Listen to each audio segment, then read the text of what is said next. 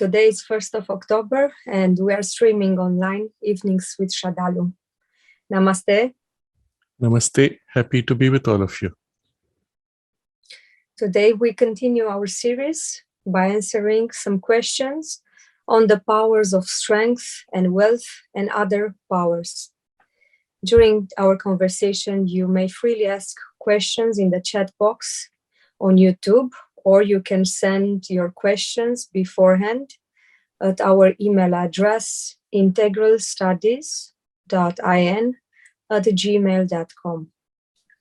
We will start giving some answer to Maya's questions.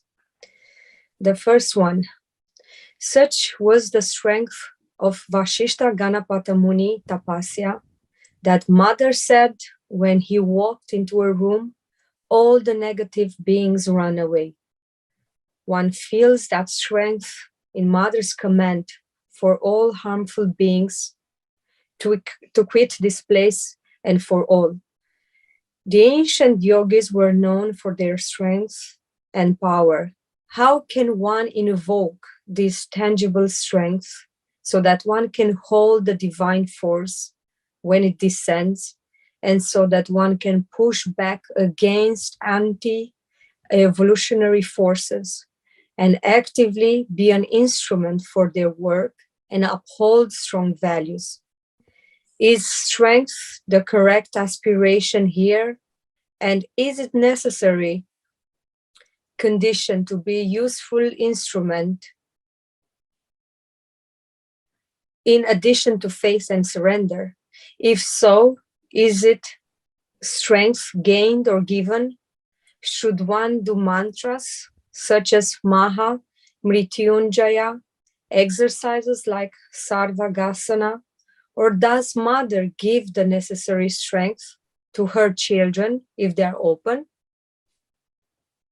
Yes, this question of strength is extremely important because it is one of those things that was severely neglected during the ascetic phase of the world's spirituality.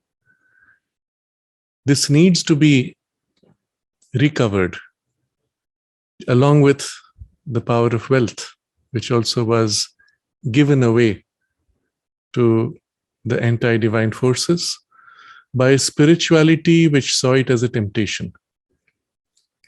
It is a popular saying that power corrupts and absolute power corrupts absolutely. Similar ideas associated with wealth, money corrupts, and so on. There's a truth to it, obviously. Sri Aurobindo observes some of this is because these things have been held in the grip of the Asura for so long that there is that associated taint which comes with it by the very fact that you're handling power or wealth.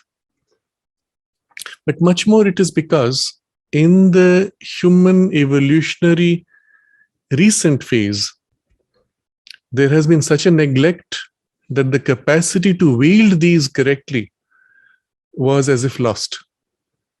It used to be in the past, both for strength and wealth, that they were very much a part of the spiritual journey, especially in India, where they were seen as aspects of the divine, powers of the divine to be used for a divine life.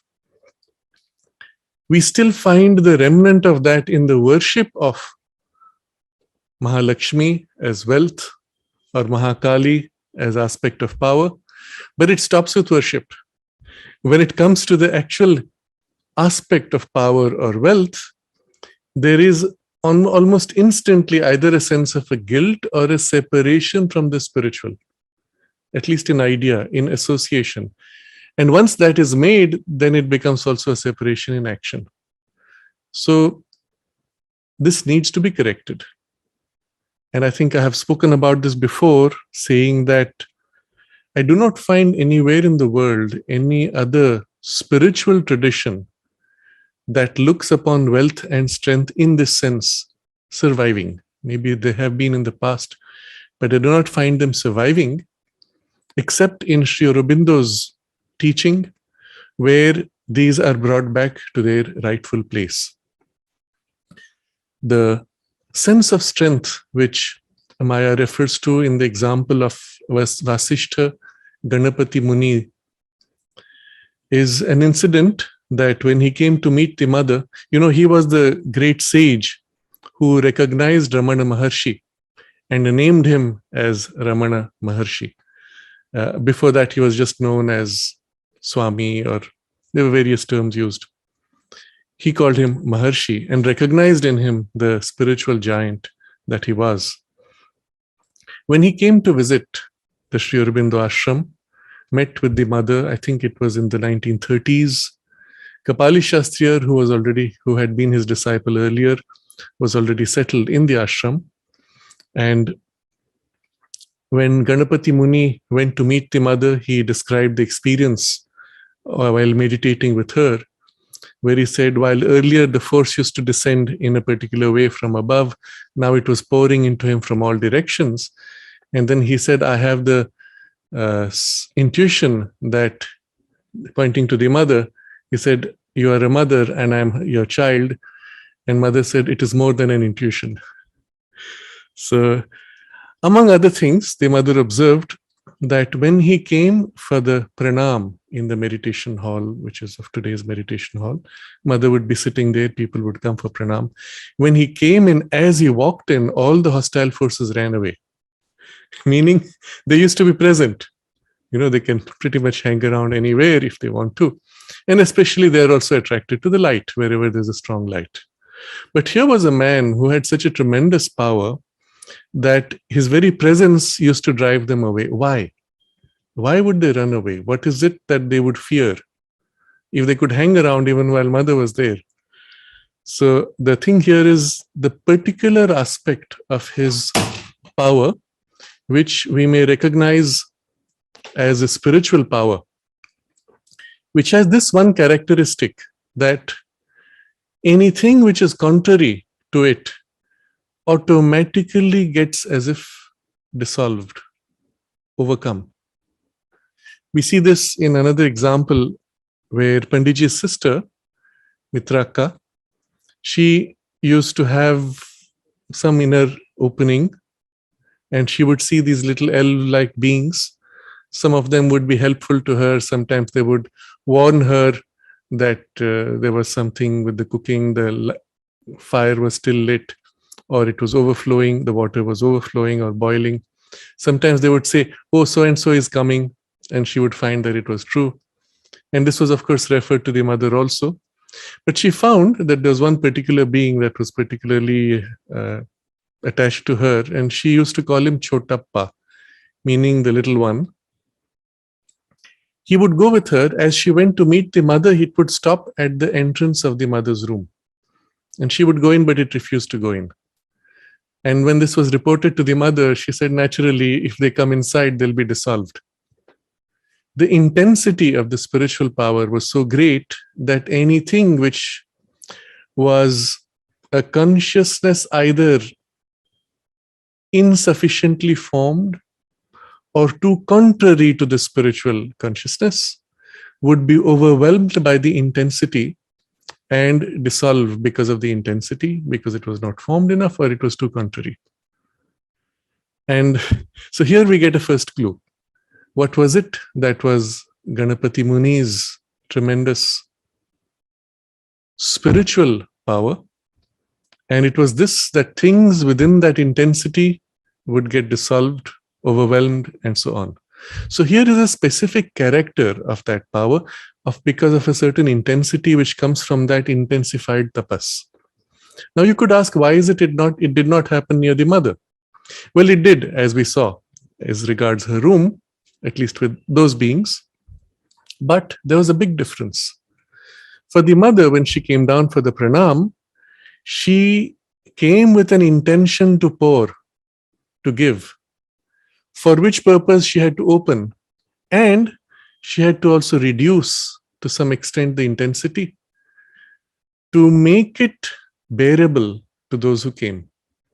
Now, if you were near her at that point, you would find as a child approaches her, suddenly the intensity would dim Her intensity in the consciousness, in her personality, would soften and would playfully interact with the child at a level that he could bear and he could relate to. At other times, somebody came in a formal government position who did not come for a spiritual reason, merely as a state level guest. She would get up, shake hands with them, be formal and in the appropriate social context. On the other hand, when somebody came who was ready, who was open, there would be a sudden intensification around her.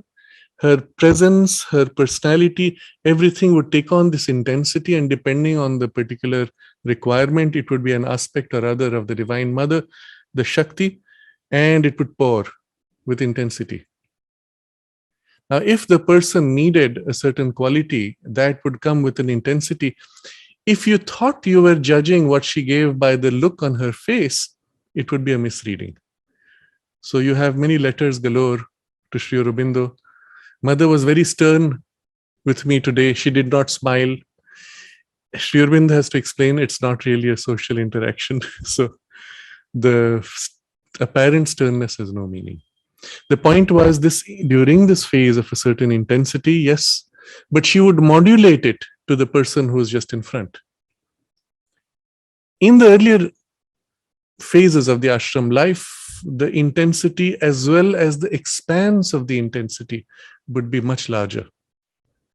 In the later diluted mix, when many other kinds of people came, she had to reduce that, reduce the intensity as well as reduce the expansion of it. We still see this today when, for example, large numbers of casual tourists go to the ashram main building or visit the samadhi. They come with a lot of clutter, and there's often disturbance in the air and dimming sometimes of the presence, a clouding, at least on the more material level. They go away, and after a while, you can feel the presence again bouncing back and rebuilding again and again. So this dynamic aspect is what I'm pointing to. And as far as Ganapati Muni's poise was concerned, from a more, let's say, ascetic basis of the training and the concentration, there was an intensity which was being built up, which was his purpose in the tapas. But he held that, maintained that. As a result, of course, there would be issues. If he began to interact with people, they might find him too intense, or whatever form it would be. I'm making this distinction just to show you, if Mother wanted, and as she did in the earlier phases, she could absolutely intensify to the same level, perhaps far greater, but it might not be manageable to those around. So coming to Ganapati Muni, then, the hostile beings ran away because they could feel themselves, they would feel either a burning or a dissolving or a loss of separateness and so on, and they would immediately move off. He was the only one, I think I've mentioned this before, to whom Mother said, she asked him to stay. Actually, both Sri Aurobindo and the Mother, they found in him an instrument which was capable of something. And Mother said to him that we have been looking for somebody who could continue the work after us. And we find in you that potential. And we would like you to stay. Unfortunately, he did not, because he felt that unless India was free, he was unable to give himself one-pointedly even to the spiritual cause, and so on. Which was unfortunate. Had he chosen, had he accepted, then not only the vehicle was ready, but also his lifespan extension would have been extended appropriately as a result of the shift in the nature of the sadhana and the action of the Shakti. So this is just to give a background of the context of the example. And yes, the yogis were known for their strength in the past and their power. Sri Aurobindo refers to that, saying in the past, the yogis would be so powerful, they could literally swallow up an entire civilization or a whole domain of one of the astral worlds into their overwhelming tapas consciousness and so on. But then Sri Aurobindo also tells us that that which has to come now next will be far greater. And the greatest intensities of the yogis of the past would pale in relation to what has to come next. So he, in one of the messages, he says, I think it is in the aphorisms, we do not belong to the past dawns, but to the noons of the future. Well, that future is still ahead of us, still waiting, but the noon will be far greater. And those were dawns because humanity itself was not sufficiently ready. So all this prepares us for this question of the strength. How can one invoke this tangible strength so that one can hold the divine force when it descends, and so that one can push back against anti-evolutionary forces and actively be an instrument for their work and uphold strong values? There are several aspects to this. First, how can one invoke as you would invoke anything else? But invoking is not enough. Your capacity to contain has to grow. Because when you invoke, it can come. Because it is conscious force, well, it will modulate itself to your capacity as the mother did when she met people physically. But it is the same thing here. On the other hand, it is possible to pull. And Sri Aurobindo warns against pulling, where you infuse by force more than your capacity, which would tend to destabilize. So the correct thing would be to open, to invoke, and of course, as it flows, you may receive and direct it, but not to put your personal will again over it. But it's not enough to have the capacity to contain. You can receive a certain intensity and contain. You must have the capacity to contain widely so that what descends can also be wide descent. This angle, this aspect is extremely important. So, first of all, the capacity to contain, and second, the wideness, the capacity to contain widely, which means your consciousness has to also become wide. So there are two things here, your receptivity and the capacity to contain, and then the widening of your own consciousness. Both have to be worked upon. You normally begin with what you can within your current capacity, building the intensity, and then gradually opening, widening, deepening, and so on. I'll come to that further, but this is just to give you a first picture of things.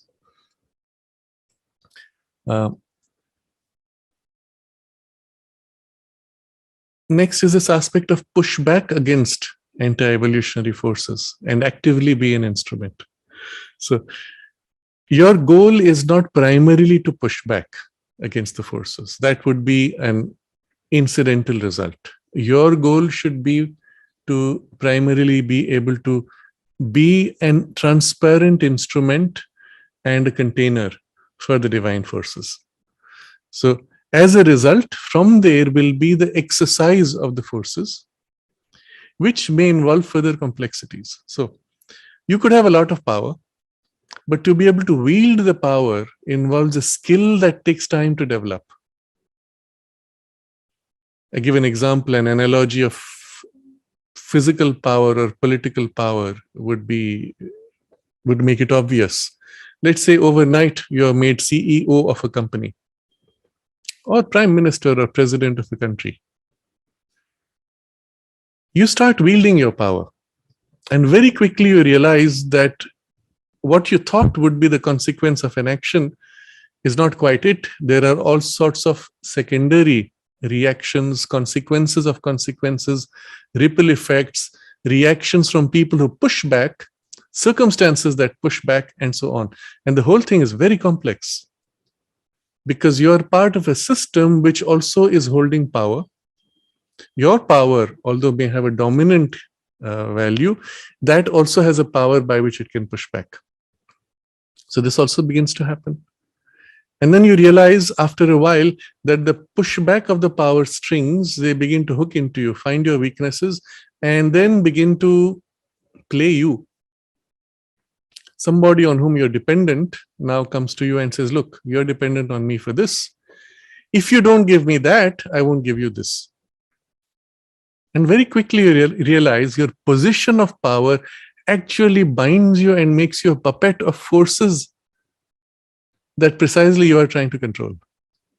In other words, the king becomes a puppet of his royal entourage. Interesting. But the same thing happens in any kind of exercise of power. That's when your skill of wielding the power begins to matter. So it's not enough that you receive, it's not enough that you receive and contain widely, deeply, but now is the skill of exercising the power which also has to grow. I'm putting these in sequence. In practice, you would do all these simultaneously. So wielding power cannot be developed unless you actually exercise it and experiment with it. It won't happen just like that, because it's like a skill, particularly in the body. While you may remember what it's like to do a cartwheel from a past life, when you actually begin to exercise that action in this new body, there's a bit of a disorientation because the body is new and the links from your mind consciousness to the biology are not yet fully developed and not yet fully organized and refined. That's what a child is struggling with from the point he's incarnated, isn't it?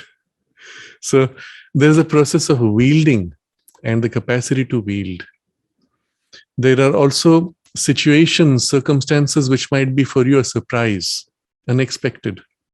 You may also meet with somebody whose power is greater than yours, and you'll have to find means to negotiate. You may also find situations which hook into a weak point in you and trip you and make you lose your balance and therefore spill your power or wrongly exercise it with all its consequences. All this is part of the complexity of learning to wield power. So, on this aspect, you have to start by utilizing, especially when it comes to exercising in circumstances. We are here moving from the spiritual, I will use the word static power, to its dynamic aspect. Now, in the example of Ganapati Muni, where the hostiles ran away, there was an aspect of its exercise also in his circumstances, although for spiritual power only. But had he been put into a position where he had to deal with people of various kinds, there would still be an aspect of skill that he would need to build and work upon on that level. You could say, I'll stop with just that. Not enough, because eventually you'll have to engage with the world, isn't it? So to be actively an instrument for their work, well, the instrument itself has to be refined, developed, and perfected. The moment you start exercising the power, you will realize the lack of something else. Often you don't know what you should do, isn't it? You're ready to do, but what should I do? What is the right action required at this moment? Let's say I knew what I had to do. Now there is a ripple effect of consequences. There's a pushback. And now I don't know how to respond to the pushback. Will I hit harder? Will I step back? Will I find a via media? So you realize that power is ineffective unless it is backed by knowledge. And that knowledge will not be merely a mental knowledge, just as the power had to be amplified and intensified and widened and deepened to something higher, even a spiritual power, so too the knowledge will have to be made refined, skilled, wide, high, deep, a greater wisdom, intuition, which now has to fill. It will have to lead the power. As you begin to exercise knowledge and power to whatever degree the blend for effectivity, very quickly you will realize there is a third component which is required, which is perhaps automatic if there has been a sufficient spiritual development. But still, we may find it lacking in its external expression. And that aspect would be the sense of, I'm going to first describe and then give a word for it.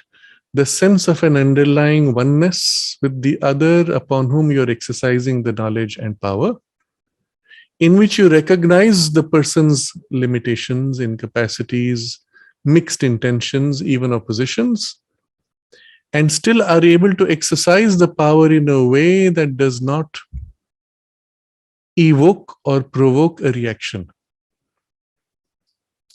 And this particular capacity to dissolve the resistance will come with another aspect now, which is, we will use the word love. So knowledge, strength, and love. These are the three things which need to work together in order to be effective as an instrument, even for a higher inspired action, in material circumstances which may themselves be contrary, contradicting, or even hostile to the values that you choose to bring it. It would not be enough that you have the power to impose those values. You would also have to have the power to, I will use the word seduce, to compel the opposition to accept and say, okay, I accept. That compulsion, that would come with the aspect of love. So you're going to need all three to be effective as an instrument. So coming back to the question, is strength the correct aspiration here, or is it a necessary condition to be useful instrument in addition to faith and surrender? So we have seen we need also knowledge and love. The three together make for, Sri Aurobindo says, the three legs on which dharma stands. Dharma as the right action or the underlying truth which has to act spontaneously in the circumstances. So yes, faith and surrender would be certainly underlying requirements for any such development to be effective or any such exercise of the divine will. But these three things in addition are required. Is strength gained or given? In a way, both. So as I said, you have to be practicing the exercise of knowledge, power, love, so that the instruments through which you act, which are not yet sufficiently divinized, they learn to yield and act united with that deeper or higher source, which is flowing, inspiring. If you do not have, for example, the right control over speech, you may mean to say something with a very genuine intent, but the wrong utilization of words or wrong use of tone could could distort the expression and provoke a counter reaction also, for example. Or in your body, in your life energies, there would be also reactions. For example, a very strong force pouring through would also tend to exaggerate your tendency for anger or agitation. This is a very common problem with people who have a strong vital. I look at two people now. One person has a weak vital, another has a strong vital. And very often you see the person with a weak vital is quite calm, quite cool, relaxed, not very easily disturbed. Somebody with a strong vital tends to have strong passions, strong reactions, strong desires, strong angers perhaps, or strong internal conflicts. So weak vital has weak problems, strong vital has strong problems. As long as you're staying in the domain of problems, no particular advantage. The moment you move to action, weak vital can do very little, strong vital can do so much more. Even if there is distortion, so much more can be got done or can be done directly. Similarly, when faced with a certain intensity of pouring, the weak vital will be unable to contain, will start agitating, will get restless, and its actions will get effectively distorted by the restlessness, inability to contain, excitation. The strong vital would be able to handle much more, much better without losing itself. But if it goes off track, it would also be that much more intense in its errors. In both, you need to build a base of calm, stability, peace, whether weak or strong. Weak is certainly not a good instrument. We have to make it strong. So let's not only speak of a strengthening of the vital. You have to make your vital energies, vitality strong, but also into it bring a calm, peace, and deepen and widen the peace. Into that, therefore, a great strength can pour and can act without destabilizing the instrument. So, in a sense, strength is to be gained and then you become competent to receive, and then it is given. Both aspects are there. I want to read from something that the mother speaks of in this relation.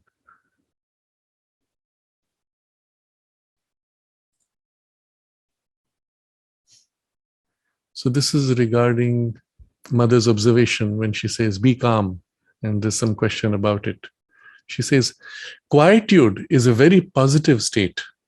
There is a positive peace, which is not the opposite of conflict. An active peace, contagious, powerful, which controls and calms, which puts everything in order, organizes. It is of this I'm speaking when I tell someone, be calm. I don't mean to say, go and sleep, be inert and passive, and don't do anything. Far from it.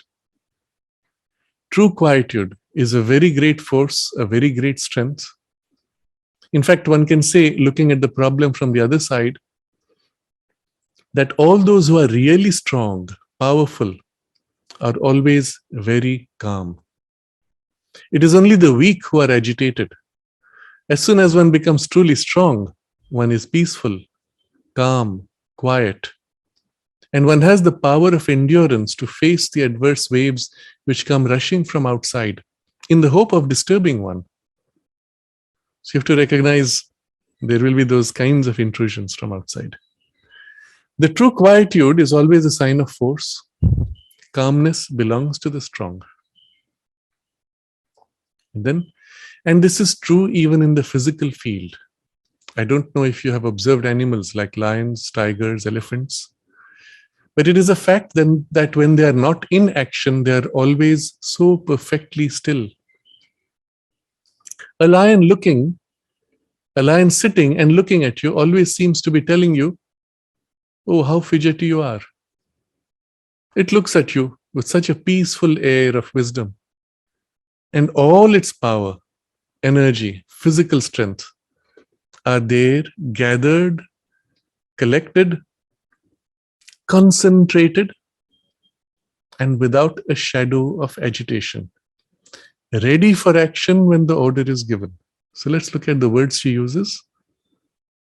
All its power, energy, and physical strength are there, gathered, collected, concentrated, and without a shadow of agitation, ready for action when the order is given.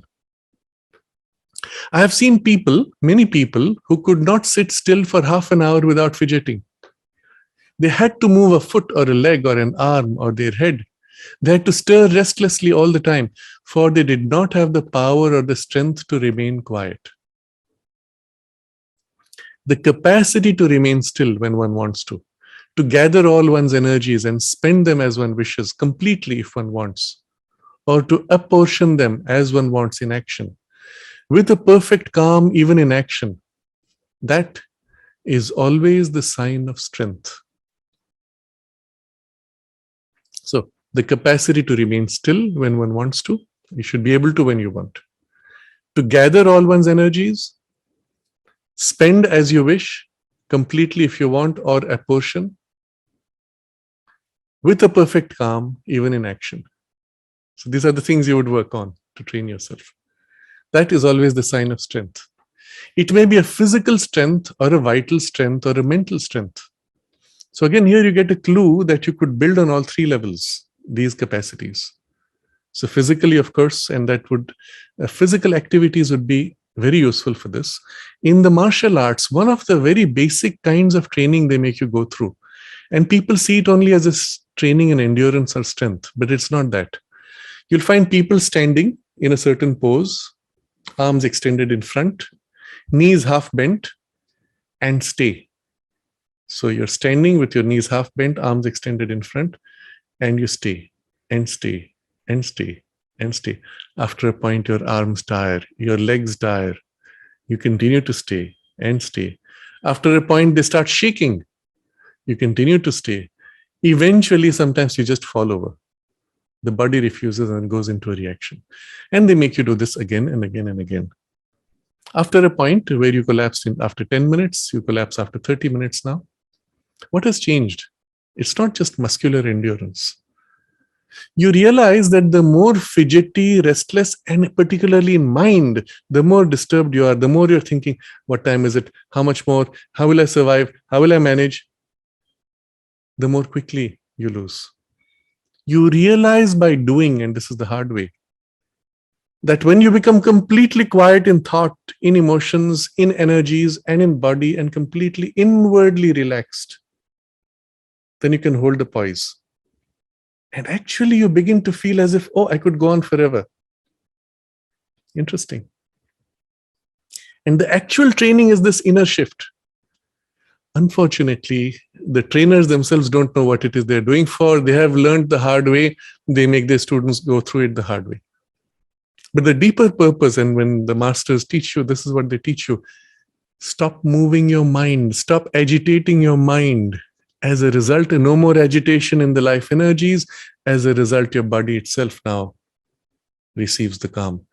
But into this, you could bring the spiritual dimension of a deep peace, infuse into the mind, infuse into the life energies, into the body itself, and hold. And the part where the body starts tiring or shaking, you notice, that's the part which is not aligned to the peace. And you train by infusing the peace. Interesting. So this is an example of a physical exercise. Of course, there's a vital content and a mental content. But you could similarly take up situations which are more demanding on your vitality, on your emotions, or on your mind, and utilize in such exercises. But remember, the goal of the exercise is not a blind endurance, which leads you nowhere, but using the occasion for refining to catch the layers or the parts which lose the alignment and realigning them. This is often what happens to many who stay for too long in ascetic isolation.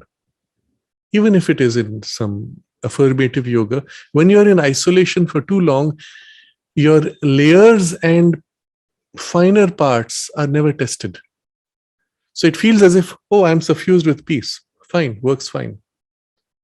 But it's when I'm stressed by circumstances that those parts now reveal to what degree they have actually absorbed the peace. And you may find after a while certain parts give in quickly. Those are the surface layers where the peace has not yet settled. It was infused, but superficially. Now under stress, it loses quickly. And bit by bit, the breakdown goes outside in, and until it hits a point where now the peace is so strong, it cannot go further. That boundary has to be pushed back.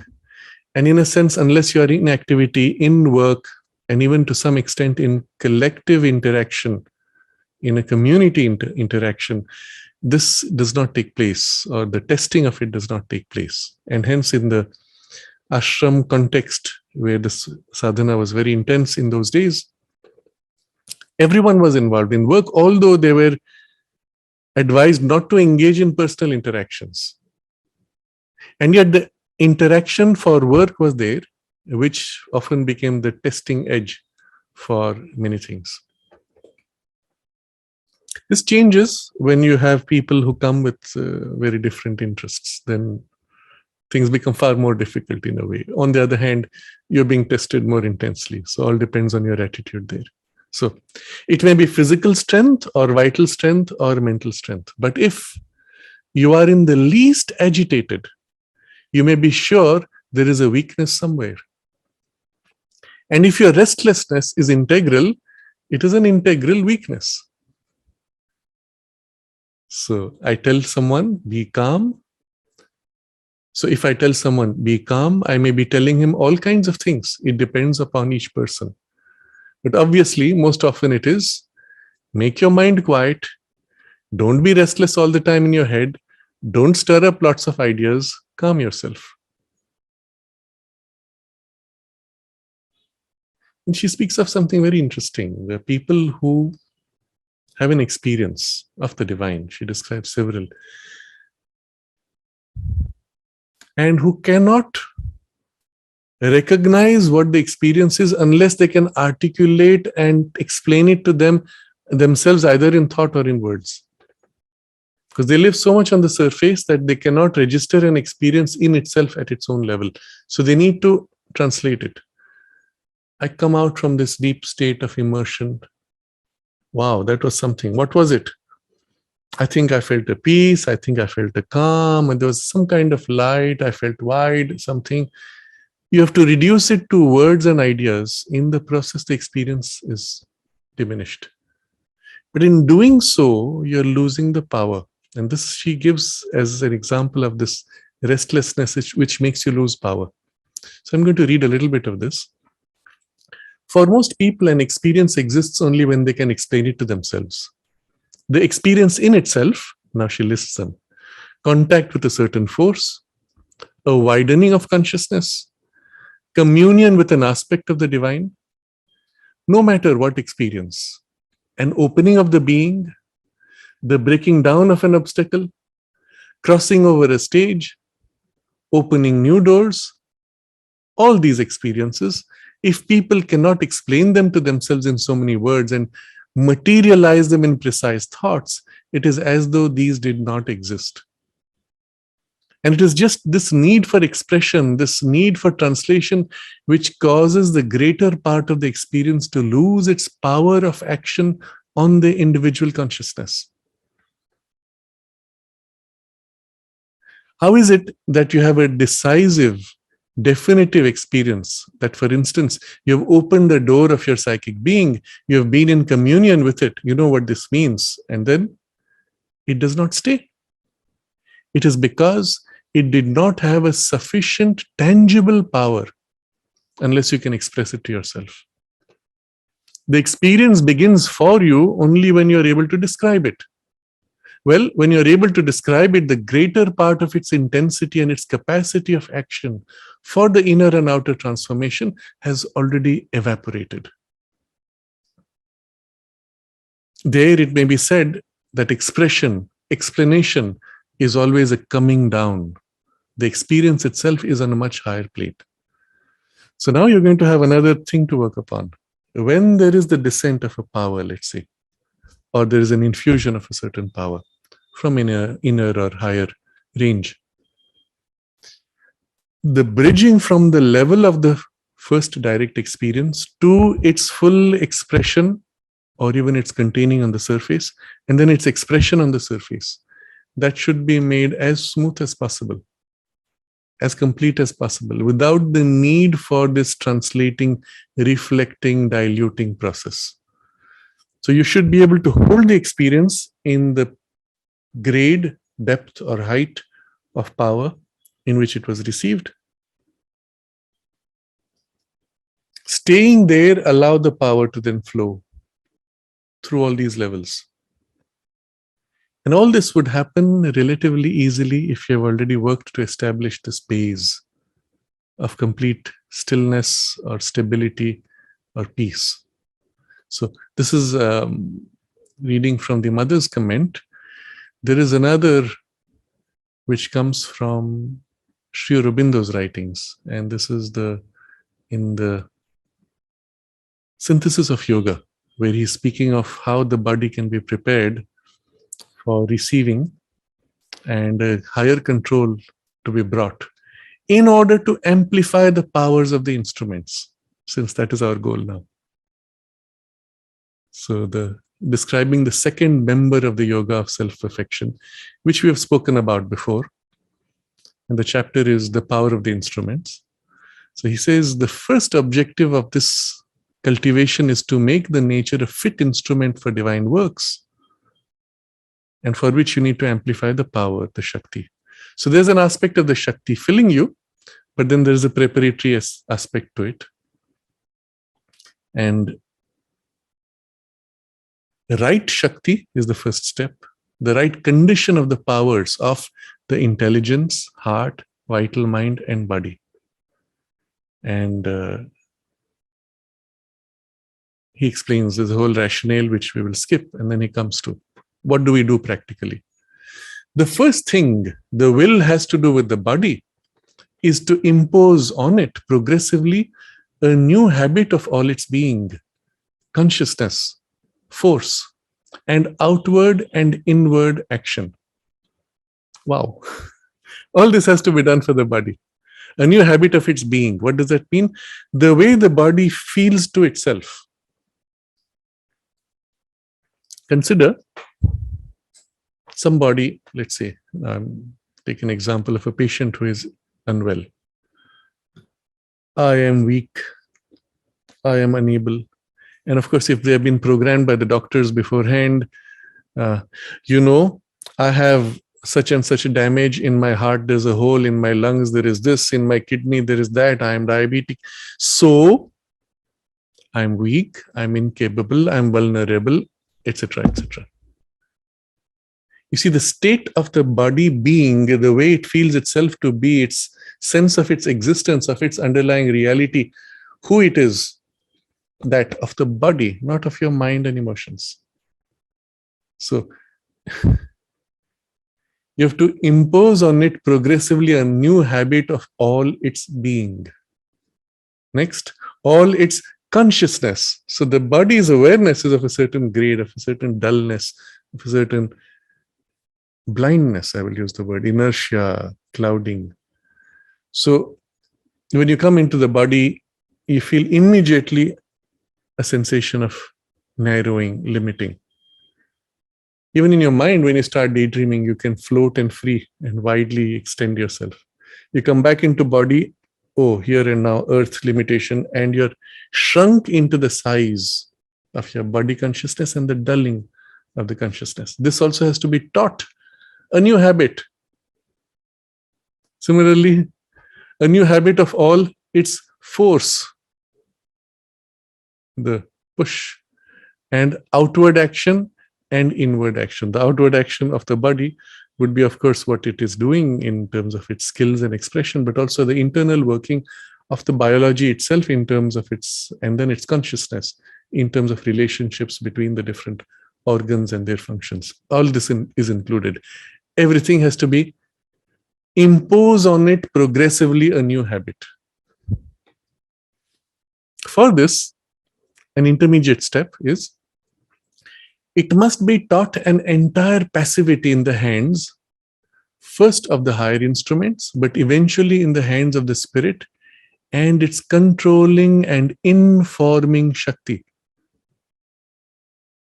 So teach the body to become passive, entirely passive, first to your own higher instruments.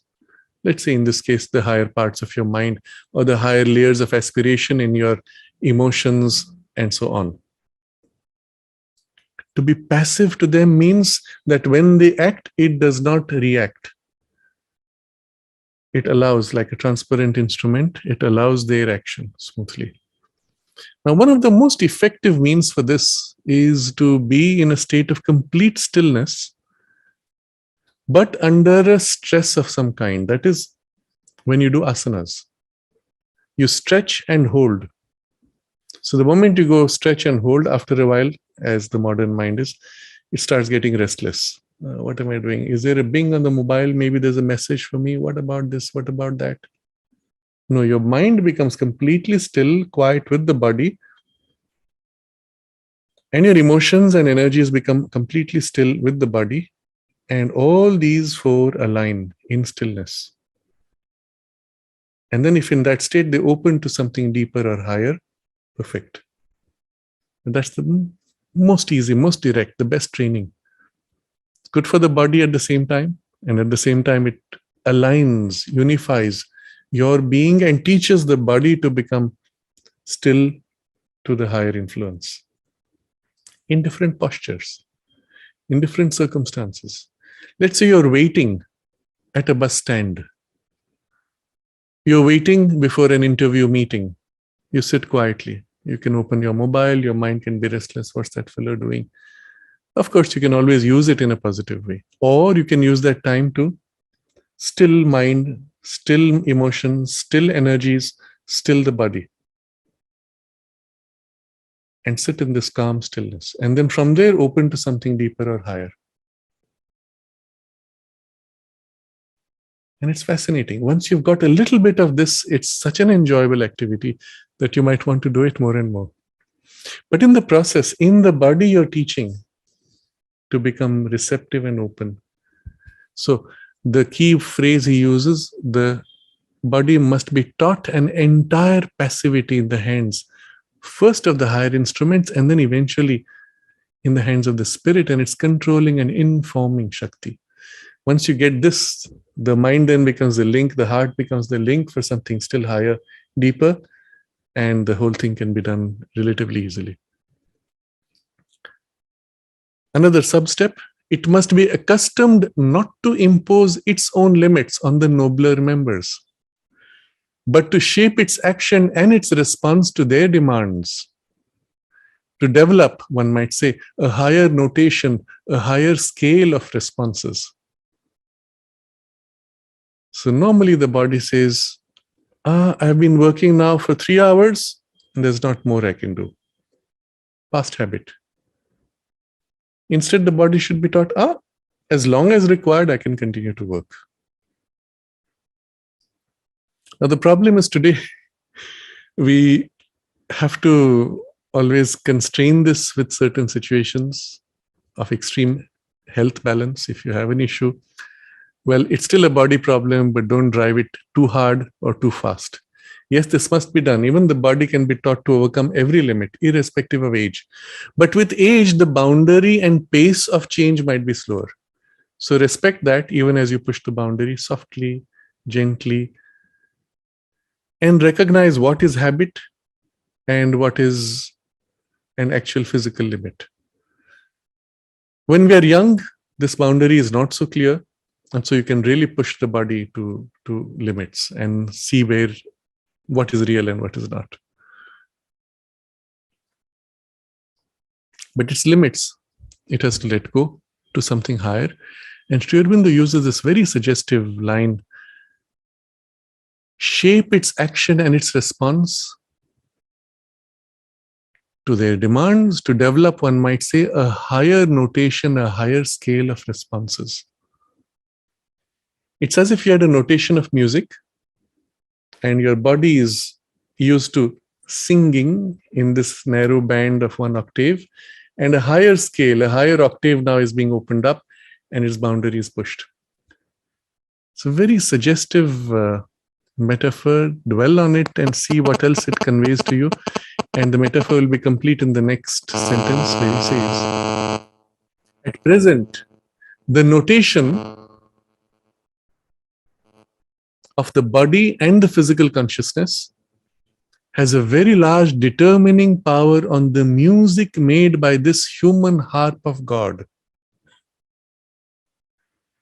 Notation of the body, the way you put the notes, has a very large determining power on the music of the harp of God.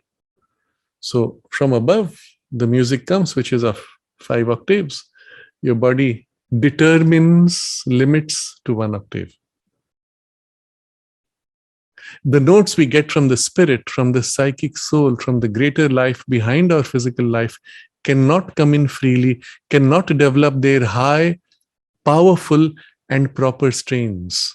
So not only the high, meaning the range here, but also the intensity of the power, the body diminishes greatly, and the proper strain in the blend of the notes and the way they flow from one another.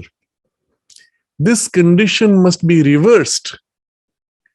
The body and the physical consciousness must develop the habit of admitting and shaping themselves to these higher strains, and not they. But the nobler parts of the nature must determine the music of our life and being. Not the body determining, but the nobler part determining. A complete reversal means the body actually becomes a plastic instrument. It says, whatever you choose. And all this becomes the first step. Those were sub-steps. The control of the body and life by the mind and its thought and will is the first step towards this change. All yoga implies the carrying of that control to a very high pitch. And afterwards, the mind itself gives place. The mind itself must give place to the spirit, to the spiritual force, the supermind and the supramental force. And finally, the body must develop a perfect power to hold whatever force is brought into it by the spirit and to contain its action without spilling and wasting it, or itself getting cracked. So these are the three problems of the body's capacity, that it spills. It can't get it literally, you feel burst, or the energy is just thrown out. It can take place in various forms, on a subtle level, on a physical level, in speech, in action. Somehow you throw it away. I've seen this very often when people go into some kind of a period of concentration or intense practice or meditation. Once they build to a certain intensity, typically I find more than 2 days, most people cannot manage. The system starts getting restless and they want to talk and spill and throw it away.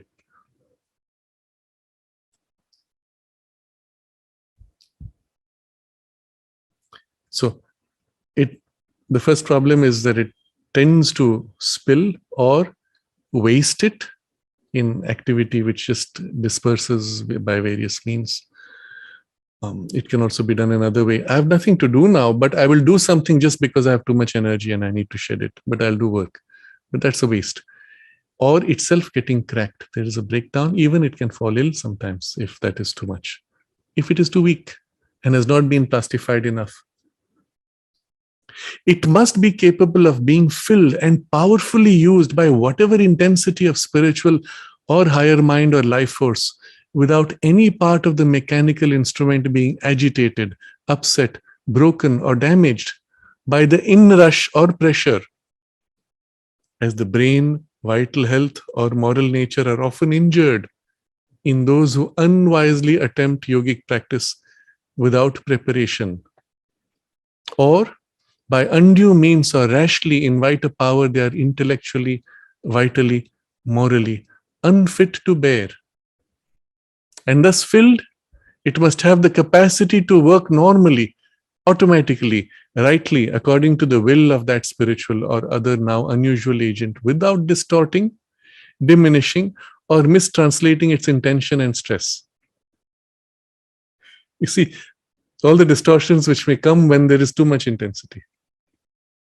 This faculty of holding, dharana shakti, in the physical consciousness, energy, and machinery, is the most important siddhi or perfection of the yoga.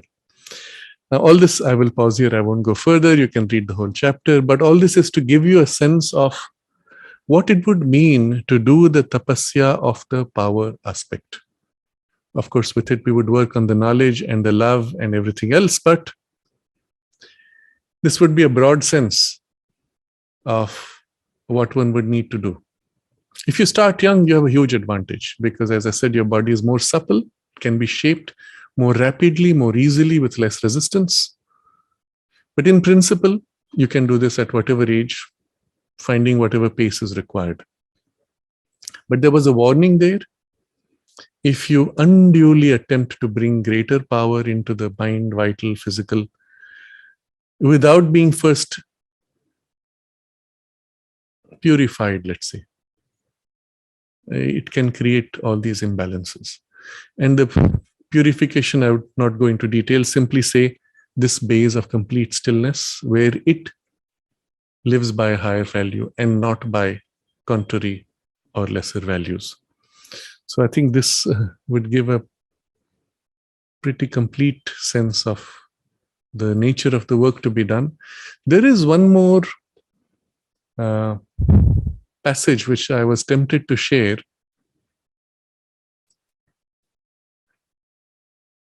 It is in relation to a certain aphorism of Sri Aurobindo that the mother comments.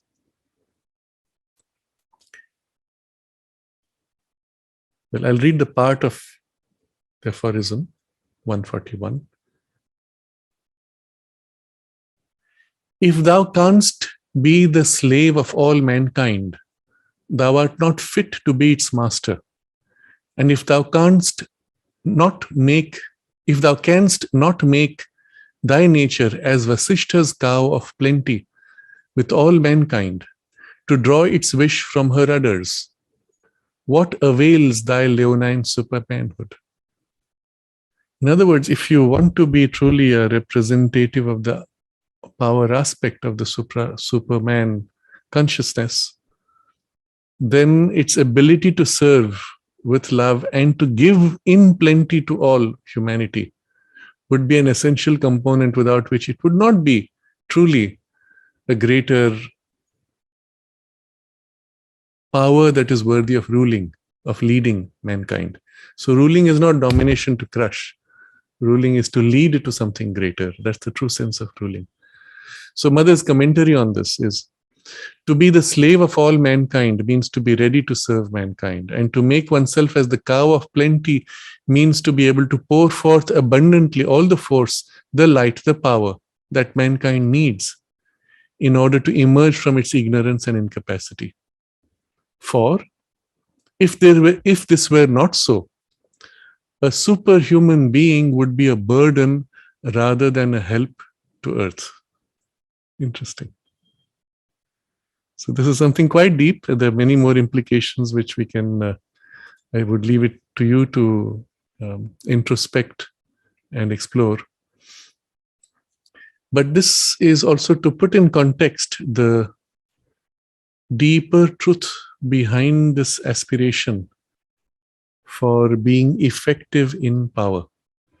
So we have used certain words almost in equivalence. Strength, power, endurance, force. Pretty much we have used them in a kind of a loose way. If you come to the specific sense in the English language, and always the English language starts with the physical aspect of the meaning from which it builds the psychological. Sanskrit goes the other way. It starts with the psychological aspect and then builds the physical. It's interesting. Someday we'll have a discussion about this, the Sanskrit language itself. But for now, with the English language, the sense of these words needs to be understood. So strength is what the question was about, and the ability to, it would be described as the ability to overcome limitations or oppositions or resistances. So if you have strength, you can overcome. Which in the example of Ganapati Muni walking in, the strength is the word you've used. So the strength was overcoming the contrary forces automatically. And he was carrying that intensity with him. Power is the capacity of the strength to rapidly overcome. So you can have a certain strength, but its application in low power would mean you push gently, gradually over time. Its same strength applied in high power would be rapidly overcoming. Okay. And you can see how spiritually you could translate this into spiritual terms. And then there is the endurance, which means you're able to apply, but you don't exhaust yourself. You can apply and apply and apply, and for a long time, even with high power if needed, or multiple times if needed, without feeling the exhaustion of the strength. Force could be described as the pressure which is exercised against a resistance. So that would be the character of the force aspect. I think this gives you a sense of the scope of the question. And okay, it's still not complete. We have another part of the question. Should one do mantras such as Mahamrityunjaya mantra, exercises like Sarvangasana, or does the mother give the necessary strength to her children if they are open? This is important. Yes, with mantras, you could gain a certain strength. You could even gain a certain power, which is often the case with those who follow the system of mantras. They are siddhas or practitioners of mantra sadhana. So they will repeat certain mantras, by repetition, intensify the power of the mantra, accumulate the power, intensify, concentrate the power, and then they're carrying it within themselves like a charge of compressed air or explosive powder. And then in life, wherever they exercise themselves, not always consciously using that power, wherever they exercise themselves, somehow there's a greater force and things get done with greater rapidity, effectivity, and so on. as they have gathered something, because they have gathered it in a finite way, it can also exhaust itself in finite action. So the person loses his temper, the rishi explodes in anger, as used to be the case in the stories we are told of Durvasa. As he explodes in anger and curses, that compressed energy that was there is thrown out, lost. And he comes back and says, oh, all the work I have done is lost. Now I need to rebuild my intensity.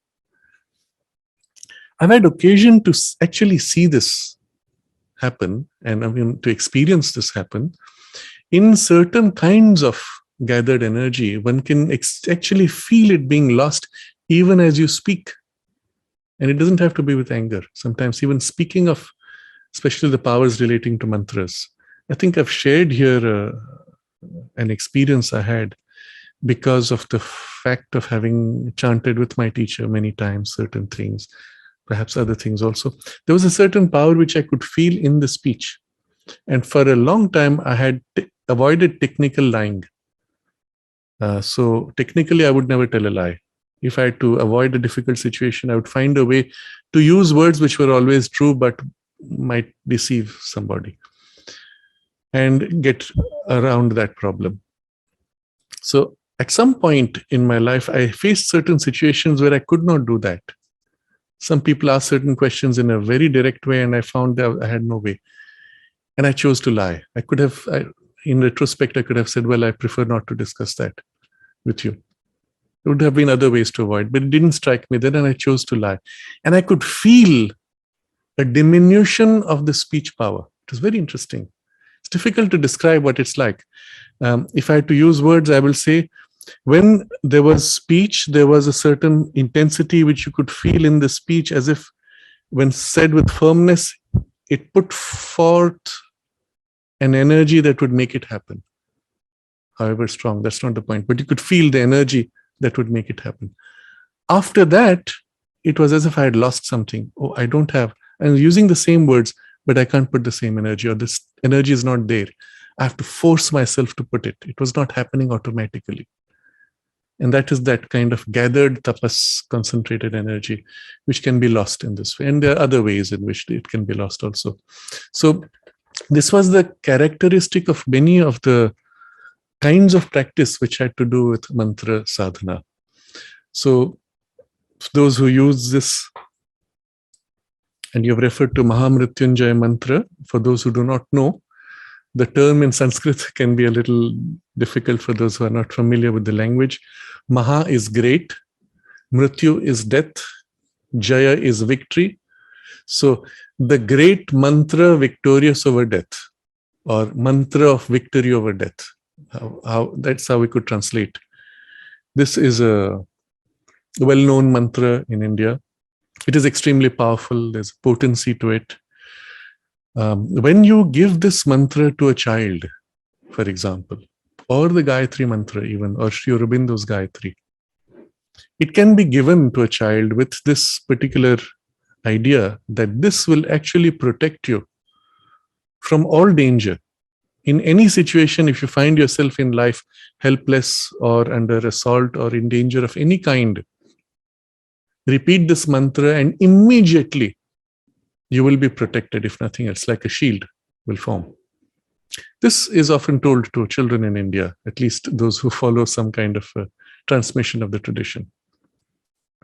The result for a child is extremely important, because often as children, we feel our helplessness or vulnerability. And sometimes as children, you go in a dark place and you're afraid, what if maybe you have ideas, I don't know, ghosts, or you're sensitive to presences, you feel something sometimes not so comfortable. What do? You could sing, which is what I see some children, they talk or sing as a way of turning their mind off. But if you have knowledge of this kind, you can repeat the mantra and literally create this shield. Or at least your conviction or your faith helps to create that shield, invokes a higher power. You feel the difference. Now, this is a well-known mantra, so I don't need to go further into this. Yes, it would have a certain effect. You could also, and there are people who do that, take up other mantras for specific kinds of powers or influences and so on. The problem with such approaches, now I come to the context of the integral yoga.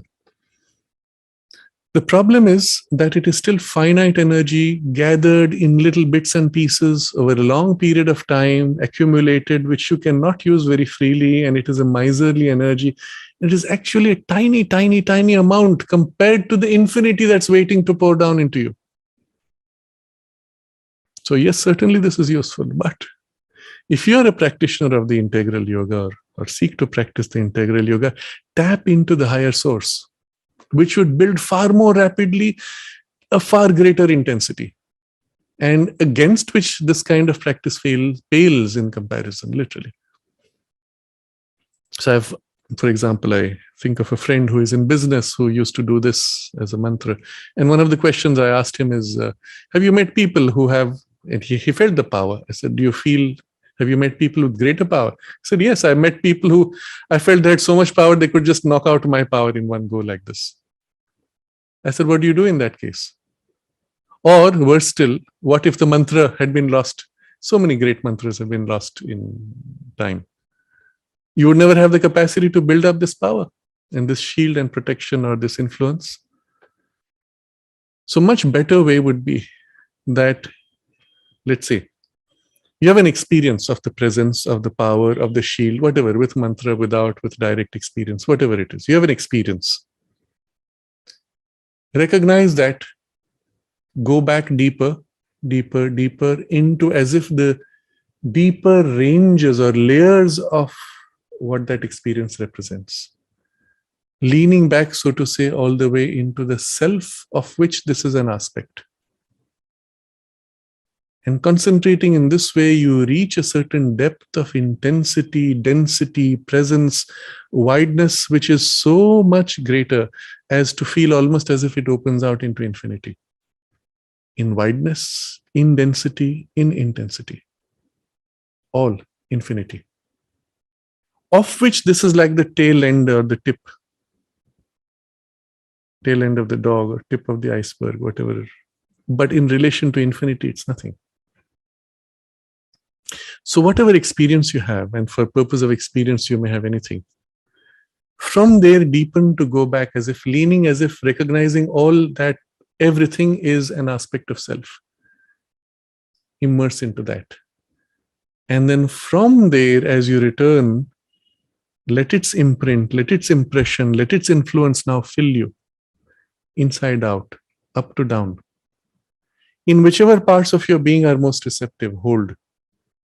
And from there, those parts which are still like finite cups, open out to that infinity.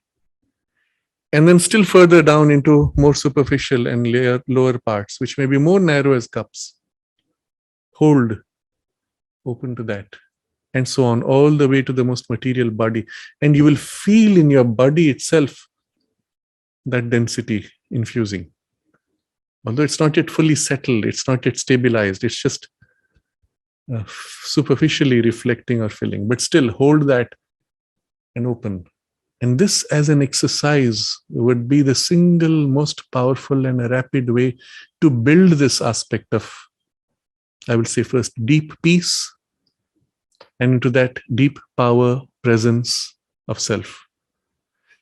At some point, I'm going to drop the word power because power is so naturally implied. You almost don't have to worry about it. It is unshakable in the peace itself is the power. And in that is also the knowledge. In that, if so you turn, you could ignore that aspect completely, is also the love, the underlying sense of oneness in which you can look at everybody and feel that natural affinity of compassion and closeness and intimacy of some deeper layer of the soul, of the self. And you look at the whole world and it is suffused with the presence of the self and the love of the self and the knowledge and awareness and the power and presence and the peace. And so not only within you, but within all the universe, you feel the continuum of this peace, presence, power, knowledge, love. Now, when a situation comes externally to provoke, to counter, to attack, because everything is held in this, you experience that also held in that peace. And therefore, automatically, effortlessly is a great equality. Or if there is disturbance, it is extremely superficial. Inside, you're unaffected. And then the clarity of your thought, clarity of the origination of your action, etc., and even the form of the action can be so much more clear, effective, powerful, and so on. If you felt only the peace in yourself, something from outside could rattle and disturb. But when this peace becomes wide, infinite, even wide enough to fill all around you, automatically you do not only find yourself not disturbed, but you feel the peace in the other person, and as if your awareness of it amplifies it in them. And so the people who come into your ambience or influence would naturally feel themselves also similarly in affinity with the peace. And that would be the true exercise of the spiritual power, that it helps change your circumstances to lift them and align them to something deeper and truer. Not an exercise of your personal will on another's freedom. It's a very different experience. And still, it's the exercise of power. And then the right action can take place in relation between the two of you, or in those circumstances. Naturally, isn't it? Effortlessly. Think about it.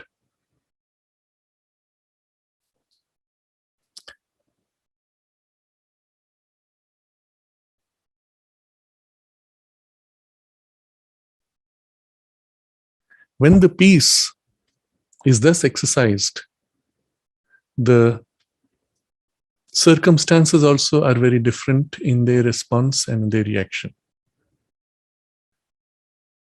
The ambit of this influence would naturally grow and deepen in time. But to begin with, work on yourself. Let it slowly spread and infuse in your circumstances to the extent that there is a responsibility that you have towards something. Let that aspiration and that experience suffuse into it. But even with what I have described, there may be situations where an active opposition will come.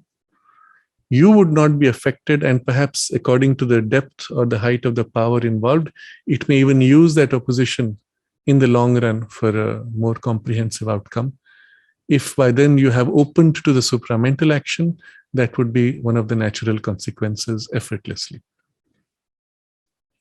So yes, the mother does give the necessary strength, but in this movement of opening, it is to that strength that you open by building yourself and making yourself a competent instrument.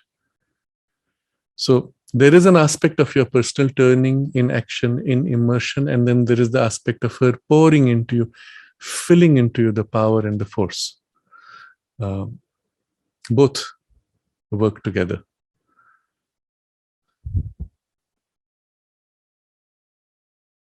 Vasishta Ganapati Muni in his tapasya particularly highlighted this aspect of the building of the intensity of the tapas. It was in reference to this aspect of the tapas and the building of tapas that my teacher MP Pandit made a comment with some sadness. This was practically a month before he left his body.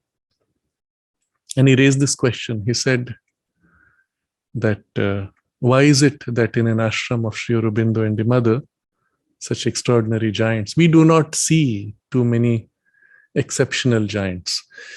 Well, the fact is we did see. There were many.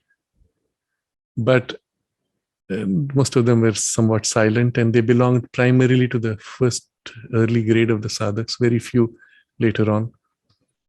But still, they were all exceptional people, even if they were not giants. But his question, the question put to him was, why do we not see more of these giants? And his comment was that there has been a surfeit, a lack of tapas. Sometimes things are given too easily, and one does not feel the necessity to make that effort.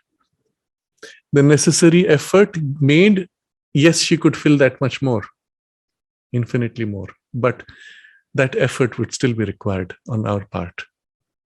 And that would be the nature of the tapas that we have to work upon. I think this would be a good point to pause on. We had certain other related questions which we could take up next time, and we can build on this as a basis.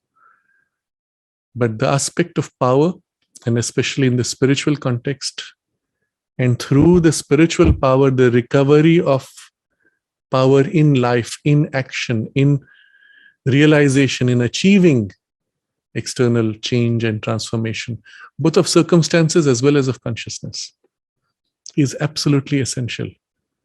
The Superman, the supramental being, would be nothing without the capacity to, or the power to change circumstances, isn't it?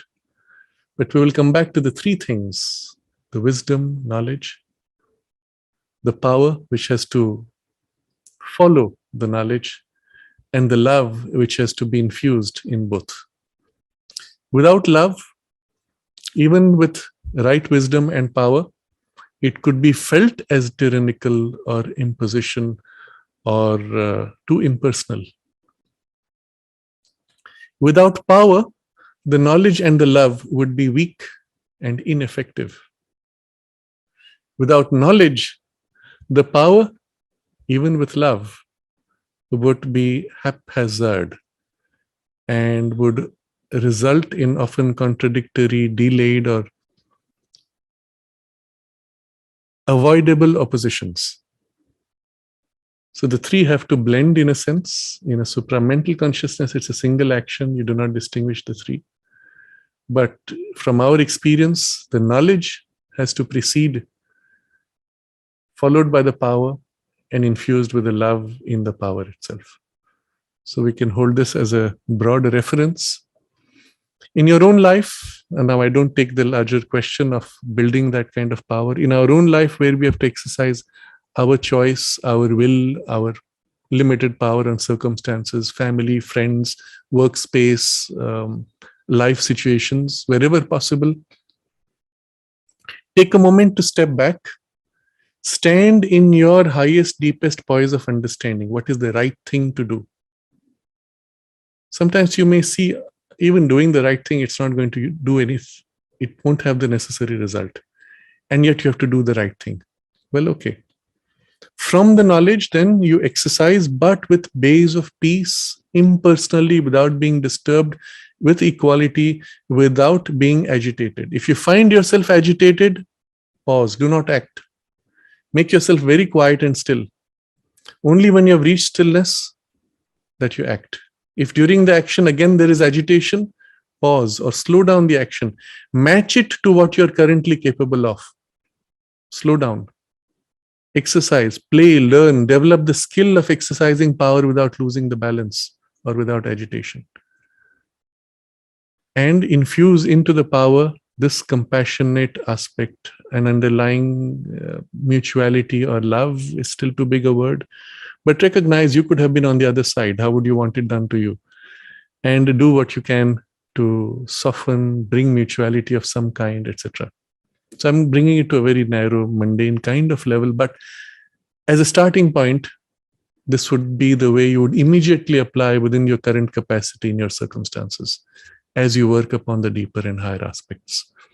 And then, of course, the mother helps, because she is the power, she is the knowledge, she is the love within you, isn't it?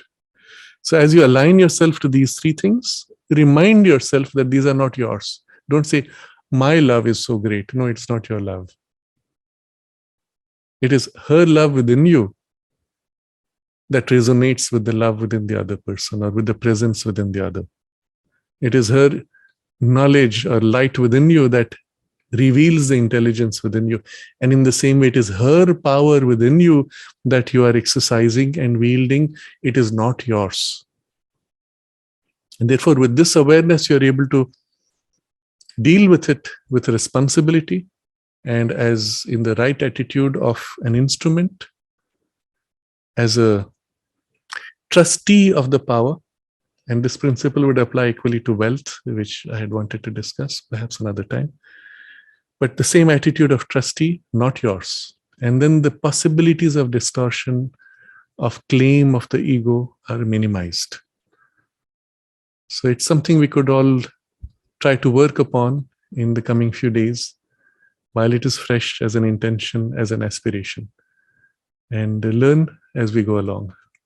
We can take a moment to hold this in aspiration. I have not yet looked at the chat box, but we'll take a look at it later and incorporate questions or comments in the next one if there are any